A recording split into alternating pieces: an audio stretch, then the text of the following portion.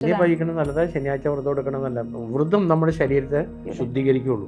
ഈ മന്ത്രം ഒരു 21 പ്രാവശ്യം ഡെയിലി ജപിച്ചുകൊണ്ടിരുന്നു കഴിഞ്ഞാൽ ഒന്ന് ഫ്രഷ് ആയിട്ട് ജപിച്ച് കഴിഞ്ഞാൽ ഒരു വിധമൊക്കെ ദോഷം മാറി കിട്ടും. പ്രാർത്ഥിച്ചിട്ട് പോയി കഴിഞ്ഞാൽ കാര്യം നടന്നിരിക്കും. ഈ ശനിദോഷം എന്ന് എല്ലാവരും പറയാറുണ്ട്. സത്യത്തിൽ ശനി നമുക്ക് ദോഷം ചെയ്യുന്നുണ്ടോ? ദോഷം ചെയ്യും. അതെങ്ങനെയാണ്? ശനി ദോഷം ചെയ്യുന്ന കഴിഞ്ഞാൽ ശനി ദശ എന്നൊക്കെ പറഞ്ഞ് കേട്ടിട്ടില്ലേ? നോക്കിയേക്കും അറിയാം ശനിയുടെ അപഹാരം ഉണ്ടെങ്കിൽ അറിയാതെ. അപ്പം ശനിയുടെ ദോഷമുണ്ട്. അപ്പം ശനിക്ക് അമ്പലങ്ങളിൽ പോയി വഴിപാട് ചെയ്യുക, അല്ലെങ്കിൽ ശനിയുടെ മന്ത്രം ഡെയിലി ഒരു 21 പ്രാവശ്യം ജപിക്കുക. അത് നിരന്തരം ജപിച്ചുകൊണ്ടിരുന്ന ശനിദോഷം കുറേയൊക്കെ വിട്ടുപോകും. ആ ശനിദോഷ മന്ത്രം എന്താണെന്ന് പറയാൻ പറ്റുമോ? പറയാമല്ലോ, ഞാൻ പറയണോ? നീലാഞ്ജന സമാനാഭം രവിപുത്രം യമാഗ്രജം ഛായ മാർത്താണ്ഡ സംഭൂതം തം നമാമി ശനൈശ്വരം. ഈ മന്ത്രം ഒരു 21 പ്രാവശ്യം ഡെയിലി ജപിച്ചുകൊണ്ടിരുന്നു കഴിഞ്ഞാൽ ഒന്ന് ഫ്രഷ് ആയിട്ട് കുളി കഴിഞ്ഞ് 21 തവണ അല്ലെങ്കിൽ സന്ധ്യാസമയം ജപിച്ച് കഴിഞ്ഞാൽ ഒരു വിധമൊക്കെ ദോഷം മാറി കിട്ടും. ഇത് രാവിലെയും വൈകുന്നേരവും, രാവിലെയും കുളിച്ച് ചെയ്യണം, വൈകുന്നേരവും. കാലത്തും വൈകുന്നേരവും ജപിക്കാൻ പറ്റുമെങ്കിൽ അത്. ഇപ്പം ശനിദോഷം ഉണ്ടോ അറിയില്ല. ഞാൻ ഈ പൊതുവെ എല്ലാ മനുഷ്യർക്കും ശനിയുടെ ഉപദ്രവം ഉണ്ടാവാറുണ്ടല്ലോ. അപ്പൊ അതുകൊണ്ടാണ് ആ ഒരു സംശയം. പിന്നെ അമ്പലങ്ങളിൽ പോയി ശിവഭഗവാന് അല്ലെങ്കിൽ ശനിയുടെ അവിടെ പ്രതിമകളൊക്കെ ഉണ്ടാവും, എന്തെങ്കിലും വഴിപാടൊക്കെ കഴിക്കാം. അതുപോലെ ശനിദോഷത്തിന് നമ്മൾ അയ്യപ്പനെ നിത്യവും ഭജിക്കുന്നത് നല്ലതാണ്. അപ്പൊ അതിന് പ്രത്യേകം വ്രതം എടുക്കുവോ? ഒന്നും വേണ്ട. അയ്യപ്പനെ എള്ളുതിരി കത്തിക്കുകയോ അങ്ങനെ എന്തെങ്കിലുമൊക്കെ ചെയ്യാം. ചെയ്യുന്ന ആൾക്കാർ ചെയ്യണവരുണ്ട്. ഈ എള്ളുതിരി എങ്ങനെയാണ് കത്തിക്കുക? അമ്പലങ്ങളിൽ നിന്ന് മറ്റേ എള്ള് ഇങ്ങനെ കിഴികെട്ടി വച്ചിട്ടുണ്ടാവും. അല്ലെങ്കിൽ നമ്മളെ കൊണ്ട് കിഴികെട്ടി കൊണ്ടുപോകണം. അതവിടെ എണ്ണയിൽ മുക്കി കത്തിക്കണം. അതുപോലെ തന്നെ അങ്ങ് അഡ്വാൻസ്ഡ് ആയിട്ട് ചിന്തിക്കുന്നു എന്ന് പറഞ്ഞല്ലോ. അപ്പൊ ഈ ശനി എന്ന് പറയുന്നത് നമ്മുടെ ഉള്ളിലെ നമ്മുടെ വിജയത്തെ നശിപ്പിക്കാൻ നിൽക്കുന്ന ഉള്ളിലെ ഒരാളായിട്ട് കാണാൻ പറ്റും. ഒരു പരിധി വരെ നമുക്ക് പോസിറ്റീവായിട്ട് ചിന്തിക്കാനുള്ള ഒരു ഇത് ഉണ്ടാവില്ല. ഇപ്പം നമ്മളിപ്പോൾ ഒരു കാര്യം ചെയ്യണമെന്ന് വെച്ചാൽ പിറകോട്ട് പിടിച്ചു വലിക്കണം പോലെ തോന്നും. ഇപ്പം കാവശ്രീക്ക് ഇപ്പോൾ എവിടെയെങ്കിലും പോകണമെന്നുണ്ട്, വേറൊരാളെ കാണാൻ പോകണമെന്നുള്ള ഒരു ആഗ്രഹമുണ്ട്. സപ്പോസ് ഒരു നല്ല ഇൻ്റർവ്യൂവിനോ അങ്ങനെ എന്തെങ്കിലും പോകണമെന്ന് ആഗ്രഹമുണ്ട്. ഇന്ന് പോകണോ, ഈ ഒരു സംശയം നമ്മുടെ മനസ്സിലുണ്ടാവും. നാളെ പോയാൽ പോരെ അങ്ങനെ വരും. അപ്പം ഇതൊക്കെ അതിൻ്റെ ലക്ഷണങ്ങളായിട്ട് കണക്കാക്കാം. അതുപോലെ നമ്മൾ എടുക്കുന്ന തീരുമാനങ്ങൾ ശരിയാണോ തെറ്റാണോ എന്നുള്ള കോൺഫ്ലിക്ട്സ് ഉണ്ടാവുമോ? ഉണ്ടാവും. അപ്പം നമ്മൾ അങ്ങനെ വരുന്ന സാഹചര്യത്തിൽ നമ്മൾ എന്താണ് ചെയ്യേണ്ടത്?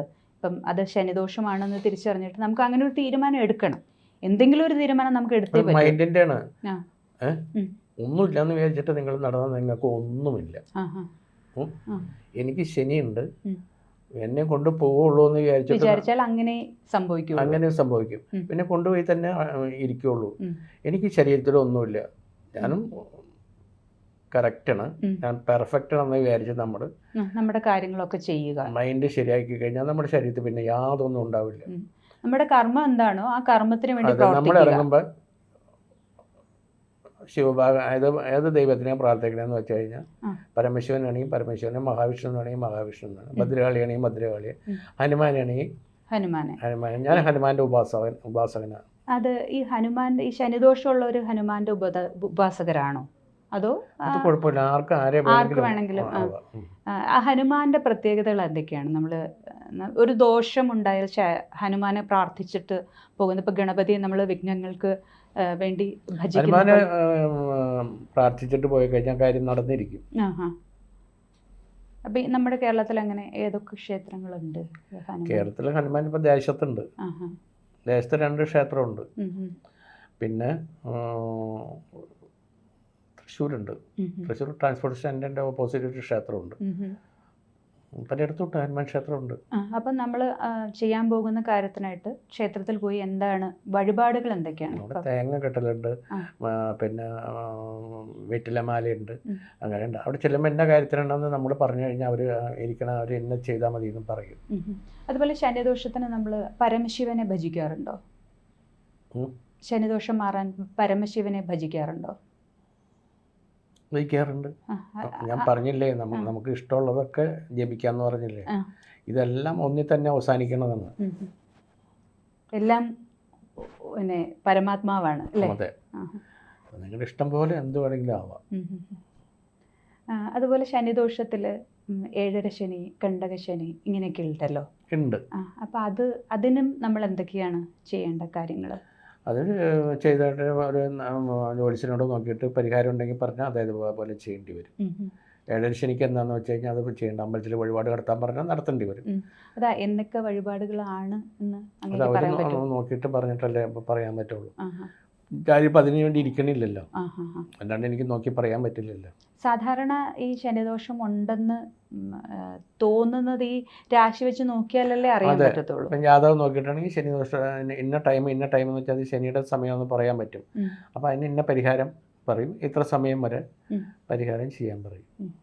ഈ ശനീശ്വര ക്ഷേത്രം എന്ന് പറയുന്നത് അത് ഇത് തന്നെയാണ്. ശനീശ്വര ക്ഷേത്രമുണ്ട്, നോർത്ത് ഇന്ത്യയിലുണ്ട് ശനീശ്വര ക്ഷേത്രം, ഞാൻ പോയിട്ടുണ്ട്. അവിടെയും സാധാരണ പോലെ പൂജകളും എല്ലാ അമ്പലങ്ങളിലെ പോലെ തന്നെയാണോ പൂജകളും? അവിടെ പൂജകളൊന്നും ഞാൻ കണ്ടിട്ടില്ല. അവിടെ പ്രാർത്ഥിച്ച് പോരാന്ന് വെച്ച് കഴിഞ്ഞാൽ അവിടെ എന്താന്ന് വെച്ച് കഴിഞ്ഞാൽ ശനീശ്വര ക്ഷേത്രം അവിടെ എന്ന് വെച്ച് കഴിഞ്ഞാൽ അവിടെ നമുക്ക് ഓപ്പണാണ്, കയറി ആർക്ക് വേണമെങ്കിലും ഭജിക്കാം, ആർക്ക് വേണമെങ്കിലും പൂജിക്കാം. അവിടെ ഇങ്ങനെ ശനീശ്വര ക്ഷേത്രത്തിൽ അവിടെയുള്ള ആ ടൗണിലെ ഒറ്റ വീടുകൾക്കും വാതിലുണ്ടാവില്ല, ജനലുണ്ടാവില്ല, അവിടെ നിന്ന് കളവ് നടക്കില്ല. അവർക്ക് അവരെ എല്ലാവരും വിശ്വാസമാണ് അല്ലേ? ഞാൻ ജ്യോതിർലിംഗം ഒരു 9, 10, 11 ജ്യോതിർലിംഗമായിട്ടുണ്ടെന്ന് തോന്നുന്നു. ഞാൻ ഇന്ത്യയിലെ എല്ലാ ജ്യോതിർലിംഗവും ഞാൻ കണ്ടതാണ്. അപ്പോൾ ശനീശ്വര ക്ഷേത്രത്തിൽ പോയി കഴിഞ്ഞപ്പോൾ ഞാൻ കണ്ടതാണ് ആ കാഴ്ച തന്നെ. അവിടെ ഓപ്പണായിട്ട് വ്യാപാര സ്ഥാപനങ്ങളിലൊക്കെ ഒരാളവിടെ നിൽക്കുന്നുണ്ടാവും, ആ ക്യാഷിൻ്റെ അവിടെ ഇരിക്കുന്നുണ്ടാവും, നമ്മളെടുക്കുക, അവരും കൂടെ ശ്രദ്ധിക്കുക പോലും ചെയ്യില്ല. എന്താണോ എടുക്കുന്നത് അതിൻ്റെ പൈസ അവിടെ കൊടുത്തിട്ട് പോലെ അതുകൊണ്ടാവും പുറത്തേക്ക് ഇറങ്ങില്ല. അതവിടെ ഒരു പ്രത്യേകതയാണ്, അത് ഇറങ്ങാൻ പറ്റില്ല. എടുത്താൽ അല്ലേ, നമ്മളിപ്പോൾ പൈസ കൊടുക്കാതെ എടുക്കുന്ന ഒരു സാധനം കൊണ്ട് പുറത്തേക്ക് പോകാൻ പറ്റില്ല. 100% ഉറപ്പത്. എല്ലാം നമ്മുടെ നാടും അതുപോലെയാണെങ്കിൽ എത്ര നന്നായേനെ. അതെ, അതവിടെ ഞാൻ കണ്ട ഒരു കാര്യമാണ് ഞാൻ പറഞ്ഞത്. ശനിയാഴ്ച വ്രതത്തെക്കുറിച്ചൊന്ന് പറയാമോ?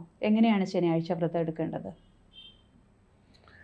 ഫുള്ളായിട്ട് ഭക്ഷണം കഴിക്കാണ്ടിരുന്ന എടുക്കണമെങ്കിൽ രാത്രി കഴിക്കണമെങ്കിൽ കഴിക്കാം. വെജിറ്റേറിയൻ ആയിരിക്കണം, നിർബന്ധമാണ്. ഇനി കഴിക്കണം നല്ലത്, ശനിയാഴ്ച വ്രതം എടുക്കണം നല്ല. വ്രതം നമ്മുടെ ശരീരത്തെ ശുദ്ധീകരിക്കുള്ളൂ. അതിന് പ്രത്യേകിച്ചൊരു ഇതില്ല. നമ്മളിപ്പോൾ ഒരു നേരം ഭക്ഷണം കഴിക്കാണ്ടിരുന്നു കഴിഞ്ഞാൽ നമ്മുടെ ശരീരം ഓൾറെഡി പ്യൂരിഫൈ ചെയ്തു, വെള്ളം മാത്രം കഴിച്ചാലും. പിന്നെ അതിനകത്ത് പ്രത്യേകത, ഒരു നേരം ഇപ്പോൾ ഭക്ഷണം കഴിച്ചില്ല എന്ന് വെച്ചാൽ ഒരു ഇത് വെച്ചാൽ നമ്മൾ മരിച്ചൊന്നും പോവില്ല.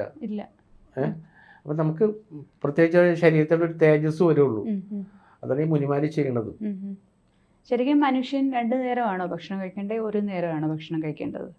ഒരു നേരം കഴിക്കണവരുണ്ട്, 2 നേരം കഴിക്കുന്നവരുണ്ട്, 5 നേരം കഴിക്കുന്നവരുണ്ട്. അപ്പം ഈ ശനി ദോഷം മാറാൻ നമ്മൾ ശനിയാഴ്ച വ്രതം അങ്ങനെ എടുക്കാമോ? ശനിയാഴ്ച വ്രതം എടുക്കണം, നല്ലതാണ്. ശനിയാഴ്ച വ്രതം ശനീശ്വര ക്ഷേത്രത്തിലും നമുക്ക് ശനിയാഴ്ച പോകാമല്ലോ അല്ലേ? പോകാം. നമ്മൾ ശനി ഇല്ല, നമുക്ക് മറ്റ് ഒന്നുമില്ല എന്ന് വിചാരിച്ച് നമ്മൾ ഏത് ദൈവത്തെയാണോ ഭജിക്കുന്നത് ആ ദൈവത്തെ ഭജിച്ച് നമ്മൾ കാര്യങ്ങൾ ചെയ്യുക അല്ലേ? നന്ദി. ജ്യോതിഷ പണ്ഡിതൻ ശ്രീ ജയപ്രകാശ് ഗുരുക്കളുമായി നിങ്ങളുടെ ജ്യോതിഷ സംബന്ധമായ പ്രശ്നപരിഹാരങ്ങൾ സംസാരിക്കുവാൻ താഴെ കാണുന്ന നമ്പറിൽ ബന്ധപ്പെടുക. ശ്രീ ജയപ്രകാശുമായി ABC മലയാളം ജ്യോതിഷം നിങ്ങളെ നേരിട്ട് ബന്ധപ്പെടുത്തുന്നതായിരിക്കും. ജ്യോതിഷവുമായി ബന്ധപ്പെട്ട എല്ലാ വിശേഷങ്ങളും നിങ്ങളിലേക്കെത്താൻ ABC ജ്യോതിഷം സബ്സ്ക്രൈബ് ചെയ്യുക.